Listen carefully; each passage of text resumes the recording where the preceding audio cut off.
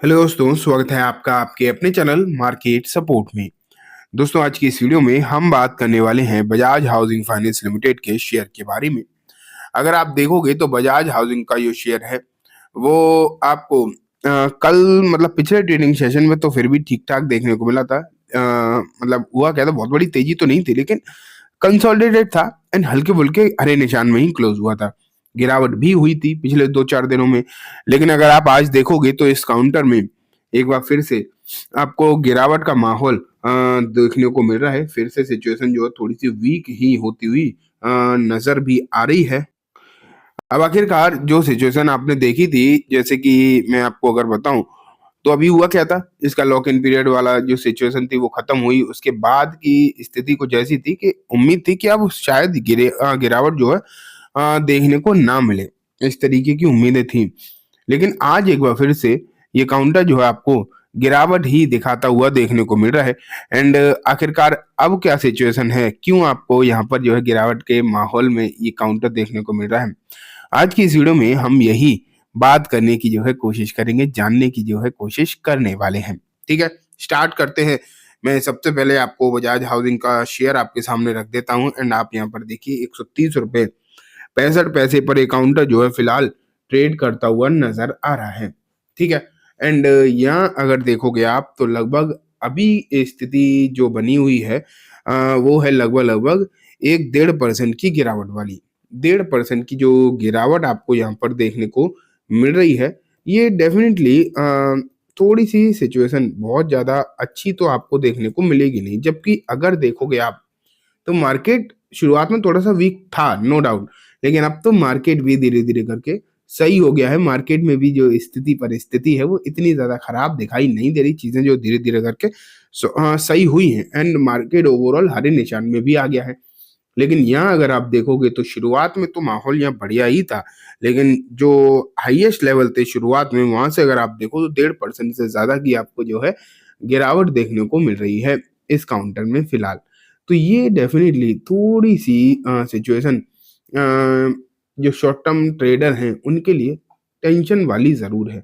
हालांकि long term वाले तो अलग चीज है, उन लोगों ने किसने इसे लॉन्ग टर्म के लिए खरीदा है नहीं खरीदा वो अलग बात है।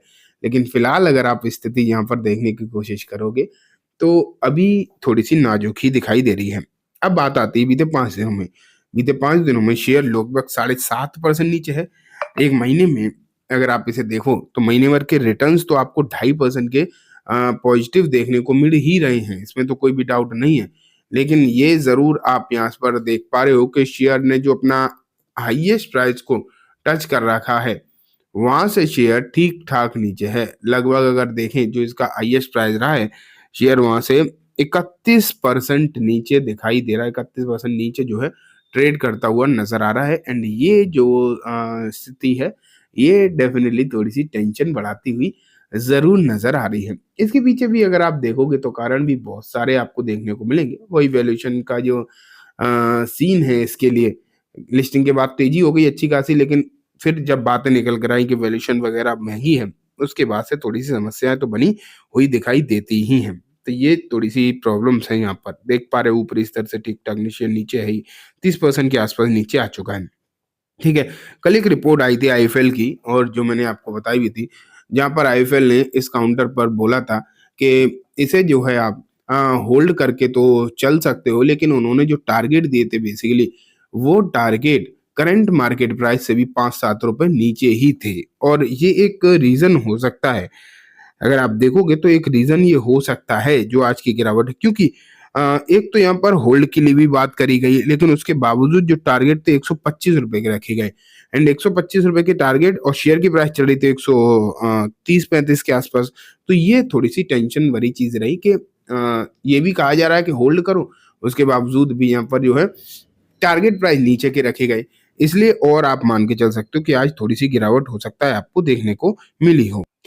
अगर दोस्तों बाकी की खबरों के बारे में भी हम डिस्कस करें तो एज सच कोई फिलहाल न्यूज तो यहाँ पर दिखाई दे नहीं रही है। न्यूज बेसिकली यही थी जो पिछले 1-2 दिन पहले आपने जो खबरें देखी थी ना, वही इसके लिए बेसिक खबरें थी।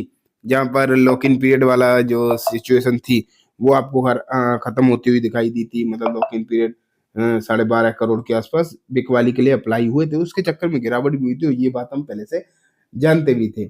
लेकिन अब बात ये भी आ जाती है फिलहाल कि और कोई स्पेशल ना अच्छी एंड ना खराब कोई खबर दिखाई इसके लिए दे नहीं रही है, ये बात आप मानकर चलो, ठीक है।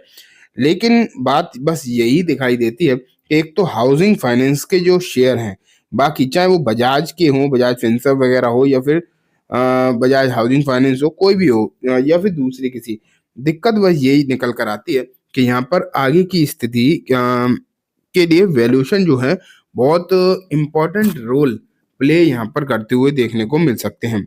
यहाँ अगर आप देखो तो कुछ ब्रोकरेज फर्म अपनी जो है राय देते हुए देखने को मिले हैं, तो इन्होंने बोला है कि शेयर तो थोड़ा-सा बेरिश ही दिखाई दे रहा है एंड 125 130 रुपए के लेवल यहाँ पर देखने को मिल सकते हैं। ऊपर में 138 की भी यहाँ पर जो है बात करी गई थी। तो ये सिचुएशन आप देख पा रहे हैं यहाँ पर। ठीक है, टेक्निकल चार्ट पर इस तरीके की बातें थी। वहीं एंजल की तरफ से भी एक रिपोर्ट निकल कर आई थी, इन्होंने 147 के टारगेट यहाँ पर दिए भी थे। एक चीज़ और आप यहाँ पर नोटिस करो कि कोई भी आज के समय पर बजाज हाउसिंग फाइनेंस पर अगर कोई कवरेज वैसे तो कम ही ब्रोकरेज फर्म कर रहे हैं, लेकिन जो कर भी रहे हैं, तो वो ना कोई बहुत बड़े टारगेट तो नहीं दे रहा। अगर कोई टारगेट दे भी रहा है तो वही 145-40 के आसपास का ही है। वहीं अगर मानंद राठी के जगह एस पटेल को भी देखें तो इन्होंने 145 तक की ही बात करी है। यही कहा इन्होंने भी कि 145 तक जा सकता है। उसके ऊपर तो अभी अगर देखा जाए तो ये भी ज़्यादा इस पर बात नहीं कर रहे हैं। और शेयर जब तक इन लेवल को नहीं क्रॉस करेगा तब तक इन पर बात करने का कोई सेंस भी नहीं बनता है। एंड वैल्यूएशन की जो टेंशन है वो लगभग-लगभग आप मान के चलिए सभी को है आज के समय पर। और इस शेयर में तो है क्योंकि इसमें फ़र्क बहुत ज़्यादा है। अगर एग्ज़ैक्टली देखोगे तो फ़र्क जो है आपको काफ़ी ज़्यादा अच्छा देखने को मिल रहा है। ठीक है?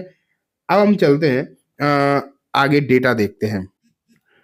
अब देखो मैं आपके सामने बजाज हाउसिंग का शेयर भी रख दिया है एंड आप यहाँ पर देखोगे अगर तो इसके जो वॉल्यूम आज ट्रेड होते हुए देखने को मिल रहे हैं, वो लगभग-लगभग आपको 1 करोड़ 70 लाख के आसपास का जो है वॉल्यूम, वो आपको यहाँ नज़र आ रहा है एंड ये जो वॉल्यूम है पर्टिकुलरली अगर देखा जाए, तो इसे एक अच्छा वॉल्यूम माना जा सकता है। हाँ, लेकिन वॉल्यूम मतलब अनाप-शनाप भी नहीं कह सकते, ये भी नहीं कह सकते कि कुछ अनाप-शनाप वॉल्यूम है, ठीक है।